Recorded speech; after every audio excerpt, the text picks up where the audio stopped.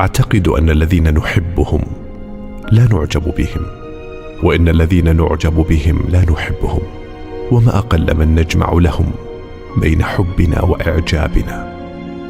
فالإعجاب والحب لا يجتمعان في الغالب، لأن أسبابهما مختلفة. الإعجاب نوع من الرهبة والإكبار، وهو يتجه إلى أعلى، كالحقد الذي يصعد ولا ينزل إلا قليلا في تحركاته. أما الحب فينطلق عن الشهوة أو الرثاء والرحمة أو التوافق أو الشعور بالتفوق على المحبوب. ومن البعيد جدا أن نحب المتفوقين وإن كنا نعجب بهم. إننا قد نحب الأغبياء والتافهين دون الأذكياء والعظماء. إن عاطفتنا نحو هؤلاء مخالفة لعاطفتنا إزاء أولئك، فشعورنا نحو الآخرين شعور رضا عن النفس وإعجاب بها، فهي تعطي عاطفتنا قوما لا يثيرون حقدها ولا يهينون كبرياءها ولا يشعرونها باحتقار الذات. الحب عطاء أو أخذ، أما الإعجاب فانبهار أو انزعاج أو عجز.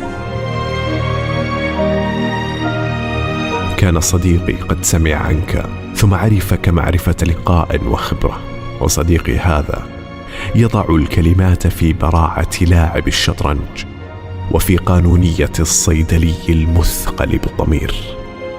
قال هذا الصديق: إني أراهن على أنه لا يوجد إنسان يعرف هذا، وأشار إليك، ثم لا يستطيع ألا يحبه وألا يعجب به.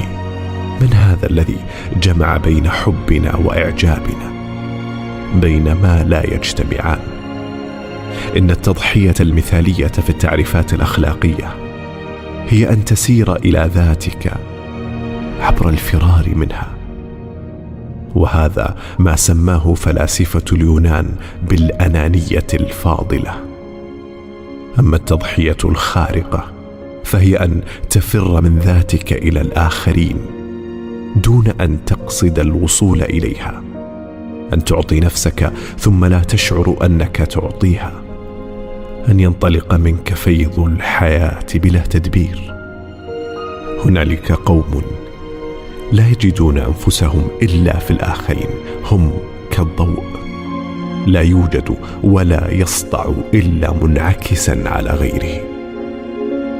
عندما جلست إليك للمرة الأولى شعرت أن الحدود بينك وبيني قد تلاشت ثم تلاشت. لم أشعر أني محصور في حدودي أمام حدود أخرى تشعرني بالغربة أو بالوحشة أو بالحراسة. وجدت نفسي التي ضللت عنها ومعاني الفاضلة الحبيسة الحائرة تتحرك وتنطلق لتلتقي بي. وجدت ذخائر الإنسان في ومفاهيمه العليا تتكشف بحنان وفيض وسهولة. والتقيت لأول مرة بالإنسان المختبئ في الإنسان، المختبئ في نفسي، والذي أدرك أنه موجود وإن كنت لا أراه ولا أعرف أين يوجد.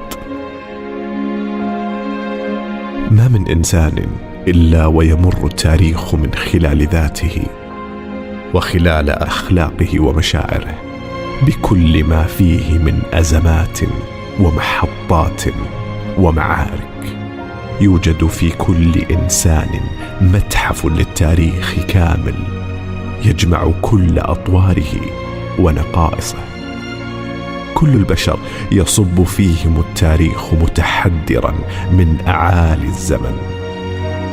وهل تراك تستطيع أن تجد من تحرر من مجرى التاريخ؟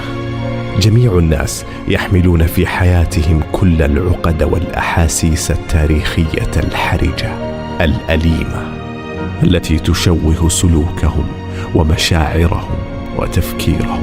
فيبدون حينما يتصرفون وكأنهم معارض كبيرة من معارض الشذوذ والخوف والألم والحقد والغيرة من الآخرين ومن الحياة نفسها. لقد فتشت عن مساوئ التاريخ وأنقاضه في نفسك، فلم أجد فيها غير الحياة بإحساسها وتفكيرها وحنانها وعطائها وحبها. فكلما تعاملت معك تفاعلت معي بطبيعة الحياة لا بطبيعة التاريخ، وأحسست بي إحساس الحياة بفضيلتها وقوتها وعاطفتها واحتمالاتها الأخرى، لا إحساس التاريخ بجراحه ومخاوفه وعقده وشكوكه. وهنا شعرت أني قد بدأت أتطهر من كبريائي وتهيبي ومن تاريخي ونفسي المثقلة بحطام التاريخ، وشعرت أن حياتي قد راحت تتعامل بثقة وإيمان وحماس وتواضع مع الحياة.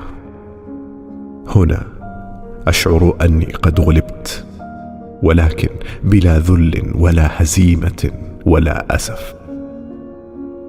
لماذا نكره الآخرين أو نعاديهم؟ هل نصنع هذا لأنهم يخالفوننا في الدين أو التفكير أو المذهب؟ كلا، فالخلاف لا يصنع العداوة والكراهة، ولكن الكراهة والعداوة هما اللتان تصنعان الكراهة والعداوة وتصنعان الخلاف أيضا. فأخلاق الناس وانفعالاتهم وإراداتهم المتحركة مع مصالحهم وظروفهم هي التي تجعلهم متباغضين وأعداء، لا أفكارهم ولا مذاهبهم. ولكن الناس قد جعلوا مذاهبهم وعقائدهم مشاجب يعلقون عليها أمتعتهم وملابسهم غير النظيفة. إن الرجال الفضلاء الشرفاء النظاف لا يمكن أن يكونوا متعادين ولا متكارهين مهما تباعدوا في آرائهم ومذاهبهم. أما السيئون فلن يكونوا أصدقاء ولا نبلاء مهما توحدوا في تفاعلاتهم الفكرية، بل وإن لم يكن لهم أفكار يختلفون عليها. لا نجد ولا يحتمل أن نجد عدوا لهذا الإنسان من أجل الخلاف في الرأي. إنك لا تستطيع أن تهب عداوتك أو بغضك للفضيلة مهما كنت رجلا سيئا.